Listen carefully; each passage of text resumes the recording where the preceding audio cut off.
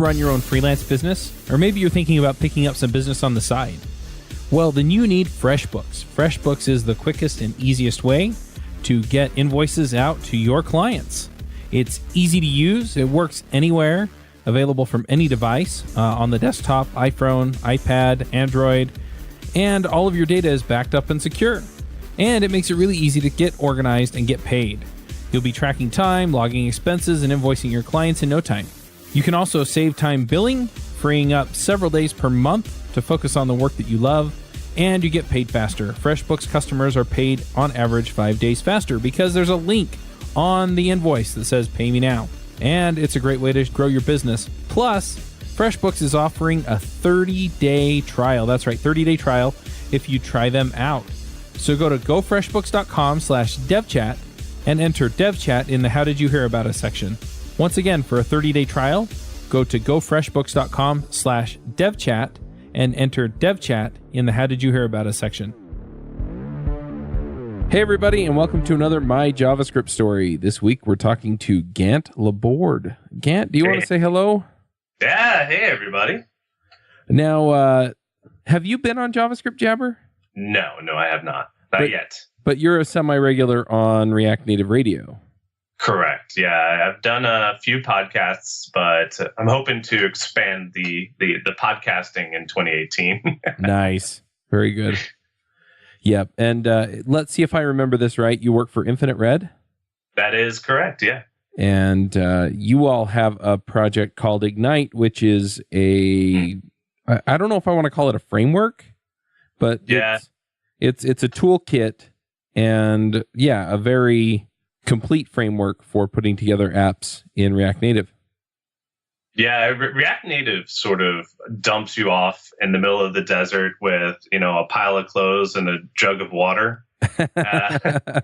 There's been a lot of people trying to help out those who come after us, and Ignite has sort of been the solution that we've used. It's we ship apps constantly, being a consulting company, right? And we're 100% remote, and we're asynchronous. So we just simply use open source and sort of open templating and working with everybody to give a way to say like what our best practices are.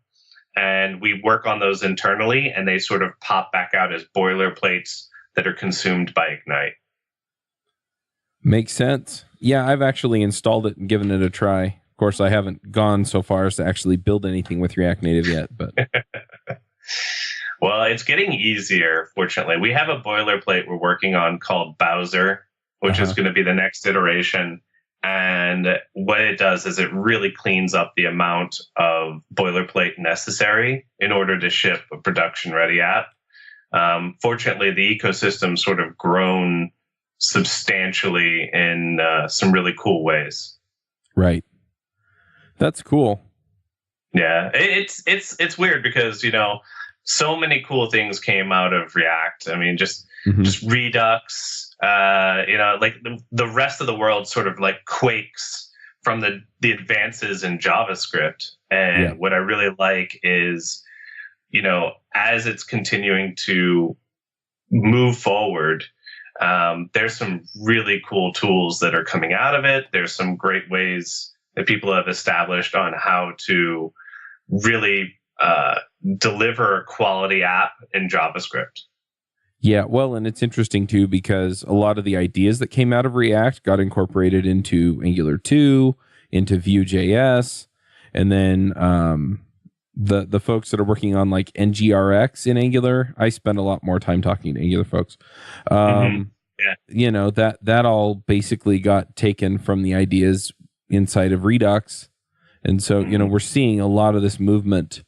It permeates more than just, we can do this in JavaScript to we're going to do this in these other systems because it makes a ton of sense and solves some of the problems we have.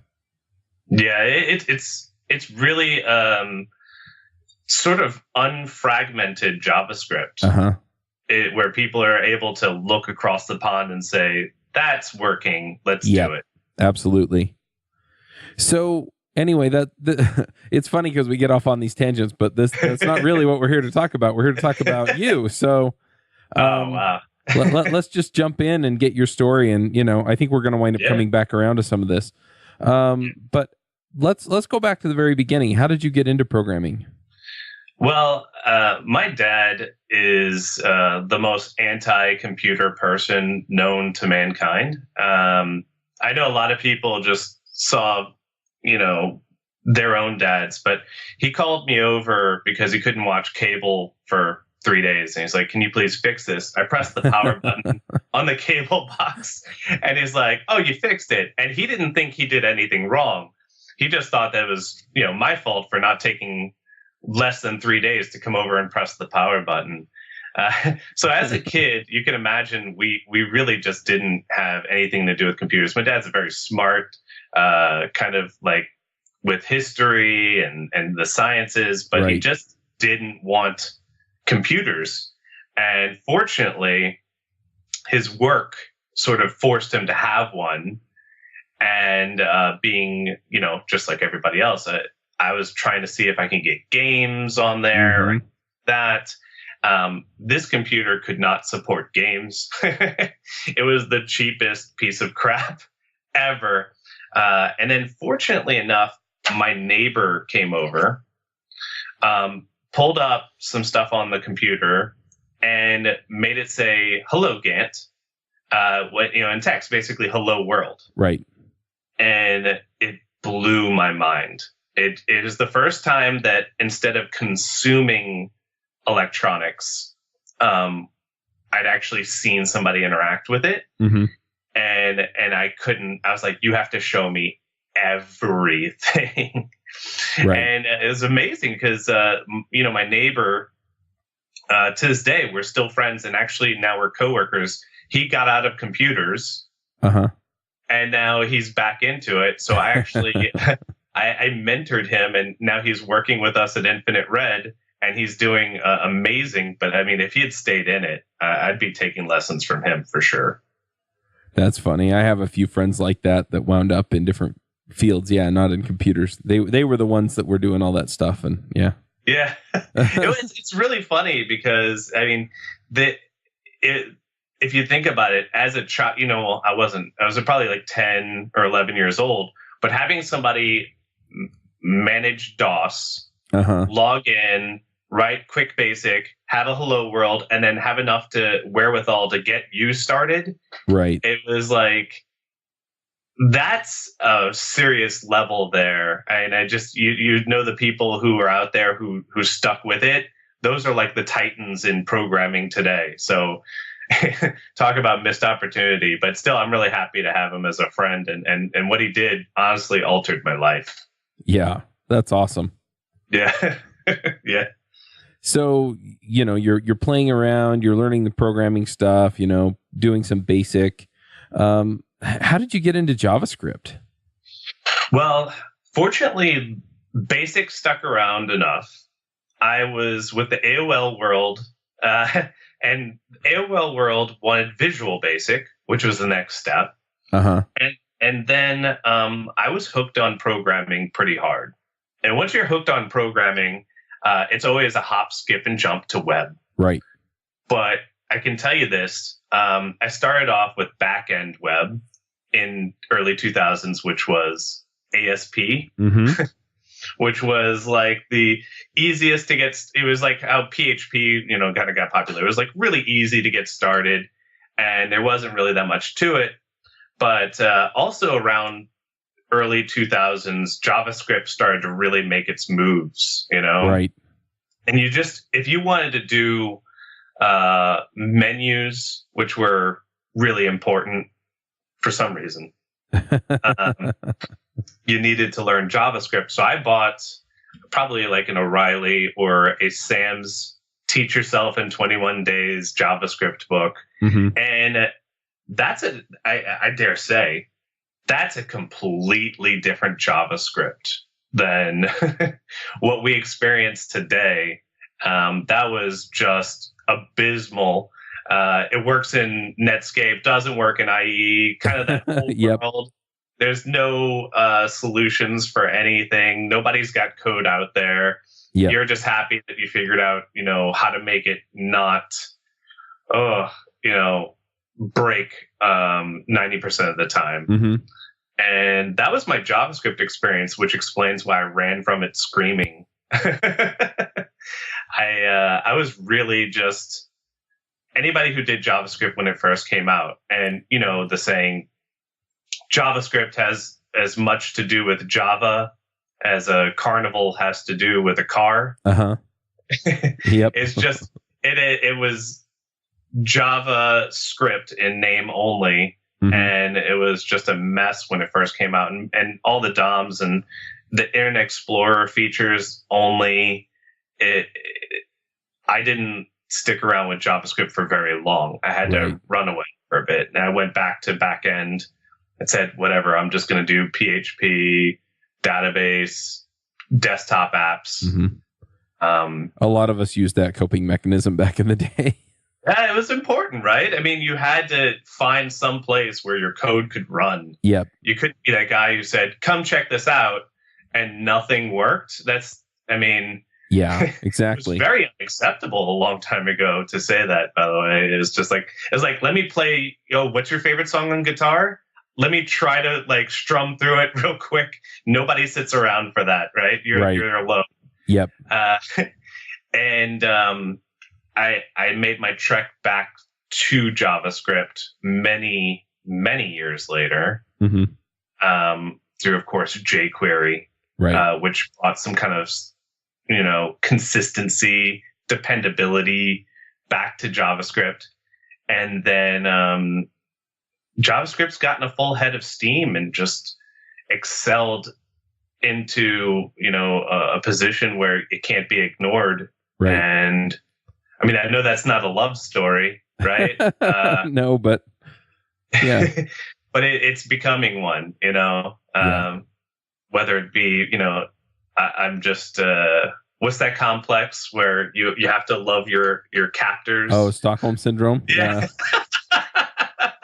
Yep. And then, that explains why Rubyists and JavaScript people constantly fought, it's just there's this, but they're all merging now, and there's new higher order programming and concepts and ES6, ES7. It's just getting there, Yep. Yeah, absolutely. It's really interesting to see how it's changed because, I got into web development seriously as a career in 2005, 2006. Oh, nice. Doing Ruby on Rails. And I mean, it was this is such a pain. I have to code in all this stuff for Internet Explorer, and then I have to code in all this stuff for Netscape. I got to code in all this stuff for any other browser I want to use. And then jQuery came along and just made all that go away. Right. And did you, were you a coffee scripter? I did CoffeeScript for a while. I've kind of gone back and forth between that and what would you call it? Regular JavaScript, ES5. Yeah. And now I'm really digging TypeScript. So yes, high five on TypeScript, man. So yeah, that is definitely I think I've spoken to a lot of people, and there seems to be some competition to TypeScript. Everybody's talking about, this is so much better. Right. I don't know, man. I'm really digging TypeScript real hard. So yeah, well, the thing that gets here's another tangent, right?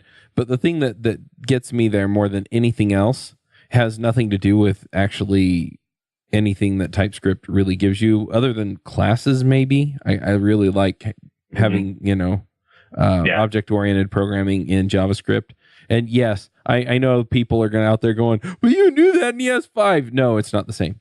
No, not even close. So, I can set up a class, and then I can instantiate a class, and it's pretty seamless, and TypeScript makes that really easy.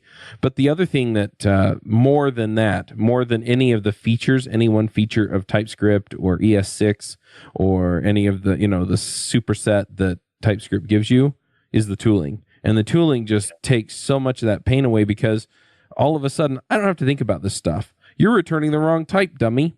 It just tells me that. If I structure it wrong, if I leave something out, the tooling that they've built around it, it checks all of that stuff. And so, you use a tool like Visual Studio Code, or you hook it up to your Emacs or Vim setup as a plugin. The TypeScript, I forget what they call it, but it's like the language process thingy. I think that's the official name, the language process thingy. I remember reading it. Yeah, that's what it was. But it makes it so seamless to just write it, and it gives me the sanity checks on the fly. And so the strong, it's not strong typing, but you give it the indications on what types are going to be used and things like that. It's just that it does the checking for me, and so I don't have to check it in my head. I get warned when I make a dumb mistake. Yeah, there's an ACM magazine article that they just released in the latest issue, said XML and JSON are cardboard. And it's kind of an interesting concept. But the idea is that cardboard is essential in industry because you can easily form, it protects, it like packages things and brings them to other places. And then sort of TypeScript is like industrial cardboard, right? Because what you have is that classic, what the hell is going on? And then you find a typo, and you're accessing some part of an object that doesn't even exist because you can't type. I mean, inside of, TypeScript would have told you the second you made that typo. Yep. Right. And it's just, that's a whole world of difference. Is like catching that feedback loop that, Rubyists were always in love with, like Pry and all these other tools, getting this immediate way to like get your hands dirty and know that it's going to work when you let go of it. JavaScript always had this weird, I'm going to break the second you look away kind of feel to it. and it's gone in TypeScript. TypeScript brings back this sanity. I don't know if people want to call it a JavaScript babysitter or like a level up or like some kind of other thing. But yeah, I feel that when we're implementing it now, when we ship, we don't feel this sort of anxiety. Like when 500 people start using this, what is going to come back and bite us? Yeah, it doesn't come back anymore. Yep, absolutely. And I mean, there are so many things that just it's seamless. It doesn't interrupt my flow either. So right, yeah, unless you make a mistake. Yeah. So we've talked about JavaScript. How did you get into React Native? Well, we were shipping mobile apps. I was moonlighting for Infinite Red when it was just a small company, and then it started to like pull together all these resources from open source and start to grow into this actual entity that is sort of if you wanted a mobile app and you wanted it written, we were using Ruby Motion and native. And it's like if you kind of wanted to get into that world, we were the authority. And we were loving Ruby Motion because it really blunted the disgusting sort of underpinnings that you didn't have to look at every day with native, but you were able to access them and work with them. Right. Well, Ruby Motion, the support for Android was always coming. And it was always under development, but it was a 4-person company. They worked their butts off, but we were building a bigger and bigger business around that tool chain, and it was closed source, and we couldn't fix anything. So we had sort of a moment of truth, right? Are we going to go 100% native, or are we going to go into something else? And at that time, React Native was a year old, and they had just announced that they're doing Android, right? I think it was. And we said, let's do a full research and development on React Native, and came back from that R&D with glowing eyes of happiness. Like, we can write native, we can write JavaScript, we can do anything that we need to do, and the code looks exactly the same right for both of them. Like, why are we not jumping on this today? And so that's what we did. We jumped straight in with both feet and started delivering our mobile apps with React Native. And the hardest part about it was there was just nobody out there currently open sourcing their stuff. Now it's a different ecosystem by far. And we've really enjoyed, we haven't looked back. Yeah. It's been fantastic. Yeah, I mean, there are a lot of things that are really interesting about it. And, I've talked to people about React Native. I've talked to people about NativeScript. I've talked to people about, some of these other interesting JavaScript solutions, much more than, say, Cordova, which operates at a different level. But, yeah, I mean, working through the JavaScript bridge, so it's JavaScript core on iOS, and it's, what is it, V8? V8. On the Android. Yeah. And, the rest of it's native. And that was one of the things that, for a long time, I know it's much, much better now. So if you go and you do something like, use Ionic or something, it feels mostly native most of the time. But it's still web interface, and there are still issues that sometimes crop up. Whereas with these others, you can call all the native APIs across the JavaScript bridge and it'll just work. And the layouts are all native, and so it functions mostly like a regular app. And I haven't seen a React Native app where I could tell that it wasn't written in Swift. Yeah. Well, what's funny is they're able to send all the animations down to native if they're certain animations. Like, there's all these optimizations where they're trying to like blur those lines. Also, the platform ability is a bit more exhaustive. Like, you could go do an Xbox app in React Native. Oh wow, really? Apple TV. Like, it's this virtual DOM concept can be transported anywhere. It's just, what native elements do I map to? Even so, it's sort of been done where it's funny. This is the cart horse, I don't know, this is the snake eating itself, perhaps.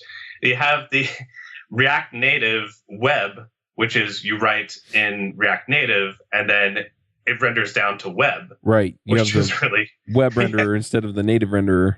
Right. What's funny is it comes back to, and so it's sort of like, I like this idea of platforms being at this other level that you can support. And this really gives you that I'm writing the same kind of thing. Just I know where to change it to fit each platform. Right. And the funniest part about it is some of the most expensive apps that come our way as a consulting company don't want to look like native apps anymore. That's sort of that used to be the big thing, right? That's why people didn't want to use Cordova. Right, like a skeuomorphism, like back with iOS days where notepads had to look like notepads, right? That died and everybody went flat, right? Right. So now that everything's flat, it's your flavor of icons, your flavor of your app, your flavor of that. So now every app that we're building goes through our design team, and the designers build an experience that's specific for your audience, not specific for an iOS or Android audience, specific for your audience. Like, what's the age demographic? What's the sort of feel? What are the color schemes that work for that? And so it's like, I feel like it's almost down to more atomic, like the atomic design is getting more atomic, right? Because now it's like, give me your demographic, give me your users, and then let me build an experience for them. And I know that there's always going to be some part where you have to go back to native because everybody on iOS knows to do this. Everybody on Android knows to do that. Right. But those sections are getting smaller and smaller, it seems like, as we're sort of moving towards this user experience focused kind of energy. And it's funny because like that's not at all that's not at all what you would think. But the bigger, more expensive stuff, they want to build the story for their users. Yep. You know, and then of course there's always the classics where you just want a simple, minimal viable product, right? Right. Those are you know, trying to identify what's the fastest path between there, and sometimes even that doesn't tread on native too much at all. Right. One thing that I'm curious about, you know, we've talked a lot about, you know, the idea of, you know, building the story or building the workflow or, you know, building things in the way that people want to use them. How does React Native really enable you to do that? Or is that more, you know, a level up from React Native? No, I think React Native's still like creating amazing ways to do it. So Storybook, if you're unfamiliar with it, which I think is, you know, another one of those ideas that's everywhere now, is that React Native has this component, which is like an encapsulation point, sort of like there's another ACM magazine article about how that's Facebook's take on functional programming. Right. Right. And so you have these composable pieces of components, and you can actually break an app out into its components, and you can have a team of people. As a matter of fact, I've never seen a junior developer be so net positive as I have with component structures. You can hand them, here's a button, here's all the states it'll have, here's the, you know, here's the behavior I expect it to do and the animation it needs. Right. And throw them into the, you know, they have full access to the project, but technically they get this storybook page where they can show all the different states, all the different items, and then they come back to you. And what happens is you put your app into storybook mode, or, you know, web page, right, and you click through and look at it, and then you can examine their code. And they've contributed. You know, they came back to you, and they had to look up basic documentation. They don't know where that button lands, how it actually operates with global state in either Redux or MobX or MobX state tree or Redux logic. I mean, they don't even understand the differences between those things. And that's what I really like about it, is because that sort of React structure gives a delineation for everybody to kind of work with. And I've heard amazing stories have kind of come in, even from Wix, who've had teams of people who want Redux and teams of people who want MobX, and they just make a small insulation barrier between the two where they can use each other's components, and it doesn't matter what kind of management that they have for those pieces. So we're moving towards reusability, which I guess is sort of the birthplace of let's bring JavaScript into native. And you've got a large company backing, well, it's actually several large company backings now, and a large community of saying, we want to solve this problem to the best of our ability until computer science tells us we can't anymore. Right. Interesting. Yeah. And you know, just the advent of, I mean, we really care a lot more about user experience. So the pond got a lot bigger. You know, we have a lot more intelligent people discussing the problem. Yeah, that makes sense. Yeah. So what have you worked on that you are particularly proud of in the JavaScript arena? Well, I tell you, I've definitely worked with React Native as a core, as contributor. At some point, I was in the top 100. I think I might still be. I don't know, but it's good to give back to the people who sort of make this happen. I don't know how much of that actually goes back into Facebook, but I contribute a lot with React Native.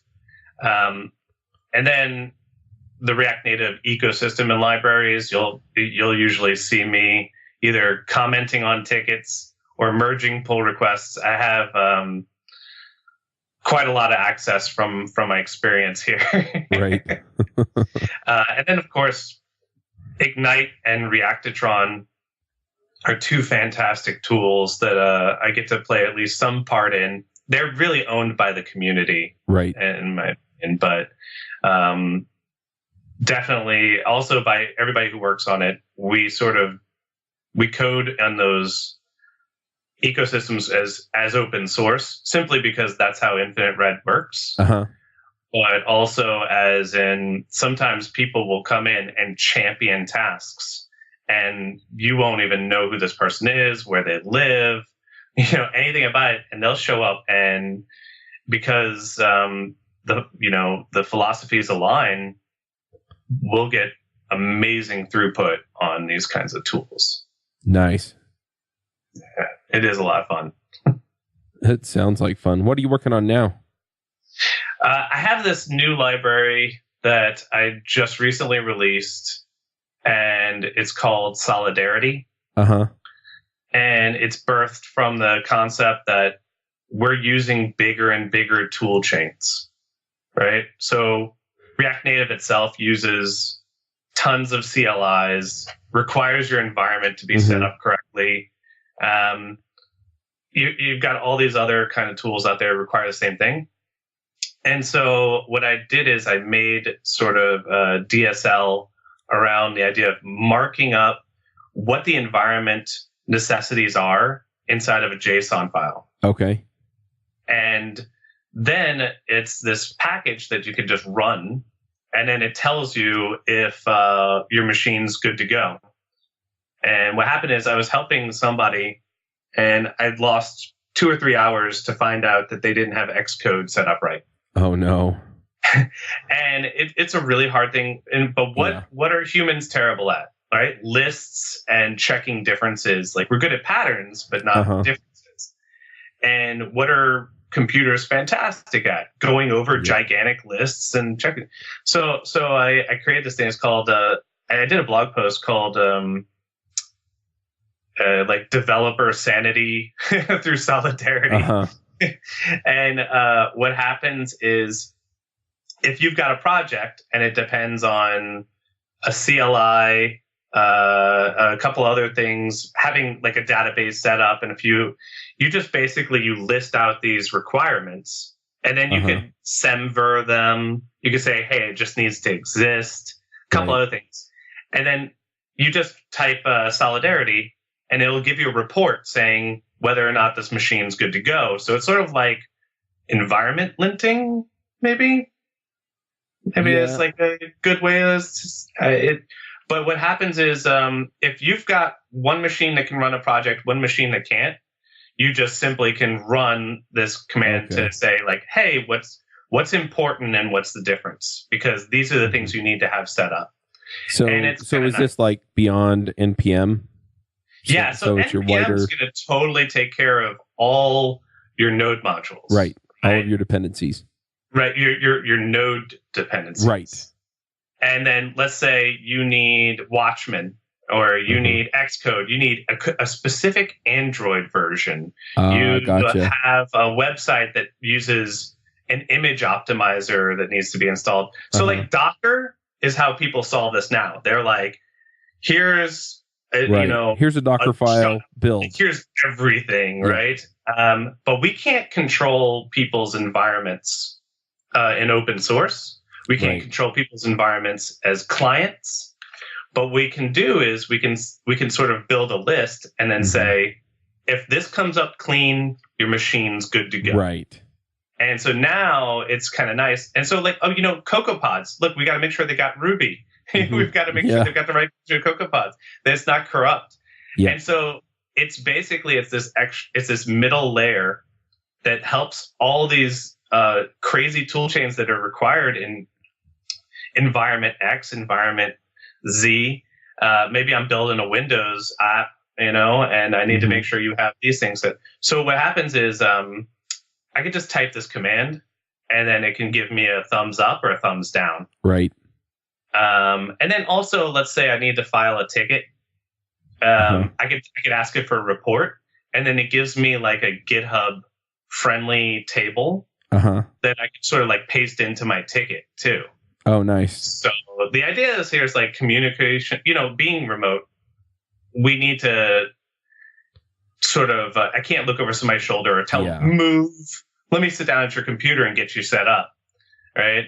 But now I have a way to say, hey, whatever this complains about, that's what you need on your machine. Yep. You don't have this installed, or you're in the wrong version of, we're working with Yarn 1.x and you're below that. So everything's going to go haywire. Yep.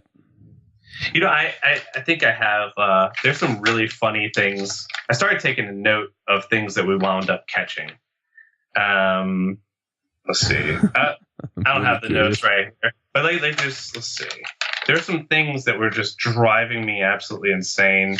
Like, somebody mentioned the other day that if you have, if you're using Yarn, it doesn't care if the Yarn lock file and your node modules are out of sync.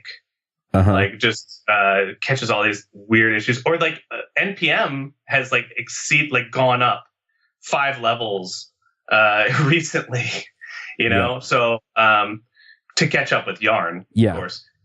And so what happens is if you have an NPM lock file, which is like the latest, and it needs it, but if you have an old version of NPM, it's not updating that lock file for anybody. Right. And so if you're trying to enforce that you want your NPM lock file there, you have to enforce that NPM is at least of a certain version. Yep. And what's funny is like, who watches the watchers? It's really kind of meta at some point. So we just like to say, hey, snapshot my machine. It works on mine. How does the snapshot look when you run it across yours? And then it kind of says like, hey, these are the things we care about, and you're way off. Yep. That's cool. Yeah. It gets a little weird to describe that problem, but it's so funny. If anybody's ever like come across it, it's like, yes. Yeah. How do I solve this? Like, I love that one of these tools takes care of its domain, but it's getting hairy out there, buddy. Well, it's funny because, I've solved this. Usually it's someone that I can go and sit down next to them, right? And so I run it and it's like, oh, you don't have this installed. Oh, you need these system libraries, off of apt or brew or whatever. And so, you can kind of figure that out. But yeah, remotely, oh, okay. Right. You want me to log into your machine and monkey with stuff and right. And remember that, like, oh, the spread operator was added into like node core at 8, but not at 7.6. Like, right. Okay. I'm not remembering these things. Like, it's going to be a problem all over the place. Yeah, that, or you went to the Node webpage and you installed the latest version of Node, and it turns out that it has some breaking API changes, right? So then you have to downgrade to whatever the client's using. Yeah, I've had that pain. So hopefully this helps out with that. Definitely got some smart people looking into it and using it, and we're using it on all our projects. We're only going to keep making it better, but the blog post got like tons and tons of traffic, and just tooling has been my adventure lately. Building cool tools to make life fun. Sounds good. Yeah. All right. Well, the last thing that we do on this show is picks. This episode is sponsored by Linode. Linode is offering listeners of this podcast a $20 credit, which is good for 4 free months at their lowest plan. Their plans start at 1 gigabyte of RAM for $5 a month. You can get your servers in any of their 10 data centers, and their high memory plans start at 16 gigabytes. Get a server running in under a minute. They do hourly billing with a monthly cap on all plans and add-on services like backups, node balancers, Longview, etc. VMs for full control, running Docker containers, encrypted disks, VPNs, etc. You can run a private Git server. They provide native SSD storage, 200 gigabit network, and Intel E5 processors. They have 24/7 friendly support, even on holidays, and a 7-day money-back guaranteed. So go check them out at linode.com/JavaScriptJabber. I know that you're familiar with that from React Native Radio. Do you have some things you want to shout out about? Absolutely. fortunately enough, we got to run the conference, the US React Native specific conference. So if everybody is about web, there's tons of web conferences out there, and they're really cool. I've been to quite a few of them. But if you're into building mobile, building Apple, building Windows, like just the sort of the React Native, like all the platforms that are kind of coming, also React Native Web, we're going to definitely have talks on that. Right. We throw the React Native conference in the US. It's Chain React, and it's July 11th, 12th, and 13th in Portland. And the CFP just opened up, and we've got some huge keynote speakers. We've announced Kent C. Dodds is going to be speaking, Tracy Lee. Nice. It's going to be a lot of fun. We did our first one last year, and it went amazingly, creepily well. Everybody loved it. It was beautiful. And we didn't really have a single blip that caused an issue. The biggest blip we had is one of the people who's mic'd up left the speakers area with the mic on them. We had to go chase them down and get it back, but we had 2 mics to go. Right. So we had 45 minutes to find him and get the microphone off of him. But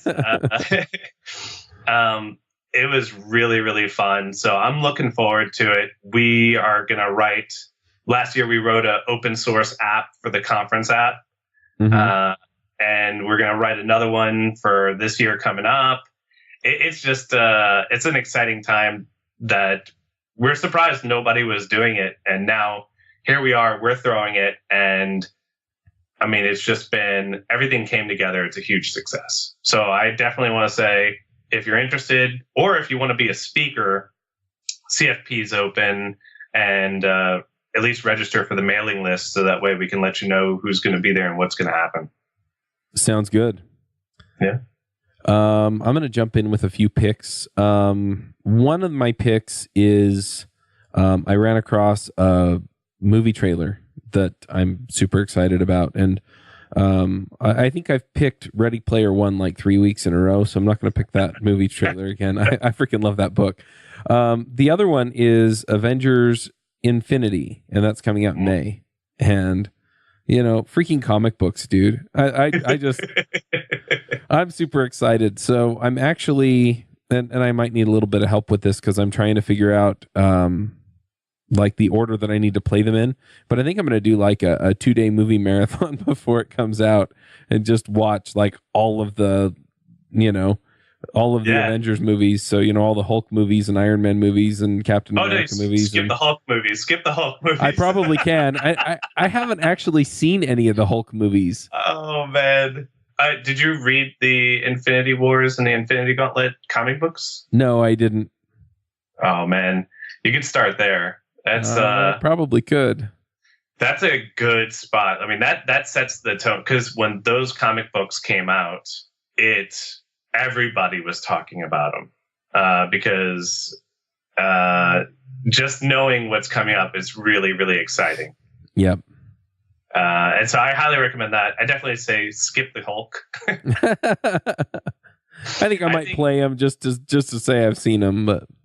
Yeah, the Thor, the most recent Thor Ragnarok kind of makes some serious jokes on the likability of the Hulk. Yeah. They did a good job. They really did a good job. Well, the other thing is we could talk about this all day, I'm sure. They replaced Edward Norton with Mark Ruffalo, and I like Mark Ruffalo as the Hulk. Yeah, definitely. So, but like I said, I haven't seen the other movies, so I just didn't make it when they were coming out. I don't know why. So, yeah, well, where they're going with this is, I mean, I'm glued to the screen, and I saw that between here and there, we have the Black Panther movie coming out. Yes. He's obviously got a huge part. Well, he can't die at the end, right? He's in the trailer for the next movie. Good job, Marvel. Yeah. So, but yeah, it's pretty cool. I like that they're really bringing if they can pull the budget in to do Infinity War like Infinity War needs to do. Right. Like, it's gonna be it's gonna be the most expensive movie ever shot. Well, it looks like they're bringing in all of the Marvel franchises that they own. Yeah. And so the only one that may not show up is X-Men, because I think they've licensed X-Men to somebody else. Yeah, X-Men, all mutants are like domain of Fox, I think. Yeah. So anybody uses that's why the TV show says Inhumans. Right. Yeah. They can't use the word mutant. So Yep. So anyway, interesting stuff. But yeah. Anyway, and then the other thing that I'm going to pick, I just barely set up as we're recording this. This is going to come out in a few weeks, so old news by now. A forum for the devchat.tv podcast network. So if you go to forum.devchat.tv, you can join in. As we're talking, there aren't very many people in there, and I'm still setting up some of the categories and things, so it'll kind of grow into that. But we have that set up, and then if you want to get into the Slack room, you can go to Patreon. I think it's patreon.com/devchattv, or you can just go to devchat.tv and click on the donate Patreon link at the top. You have to donate more than $10, and then one of the comments that's available to contributors is a link to go sign up for the Slack channel. And if you want to cancel it after that, you can. Or if you want to stick around and keep sending us money, that would be awesome. And then finally, the last thing that I'm going to pick, and this is very relevant to our conversation, we're starting a React podcast. Yay! Nice. So we're going to do it the same format as JavaScript Jabber and React Native Radio, where we have guests, we talk as a panel, awesome stuff. And anyway, the Indiegogo is mostly just to see how interested people are. And, to basically cover the production costs for the first little while we find sponsors. So if you're interested in that kind of a thing, then go check it out. I'll have a link to that in the show notes. And I'm hoping to get that finished and up today. If you're also curious, we're starting podcasts at the same time on Vue.js and on Elixir. So if you're interested in those topics, you can go check them out as well. But yeah, that's it. Dude, that is awesome. So I hope to be sometimes see you on the React, on the Elixir. We have a ton of people who did like Elixir TV. Definitely. And then Vue.js is here in New Orleans, the Vue.js conf that's coming up. Oh, nice. In I think like end of March, beginning of April. Awesome. All right. Well, we'll go ahead and wrap this up. If people want to see what you're working on these days, do you have you said you've been blogging, so I'm assuming you have a blog or Twitter, GitHub, all that good stuff. Oh yeah. All that's been blowing up pretty nice. So GantLaBorde.com. You can see all my silly icons. You can get a link to Medium. Definitely, if you haven't seen me on Medium, please subscribe. And then on Twitter, and then of course anywhere in the React Native universe. I'm usually at the conferences speaking. I'll probably be traveling a good bit. I think I might be even an MC at React Amsterdam. So definitely, if you see me, come up, say hi. All right, sounds good. Cool. All right, well, we'll wrap this one up, and we'll catch everyone next week. Bandwidth for this segment is provided by CacheFly, the world's fastest CDN. Deliver your content fast with CacheFly. Visit CACHEFLY.com to learn more.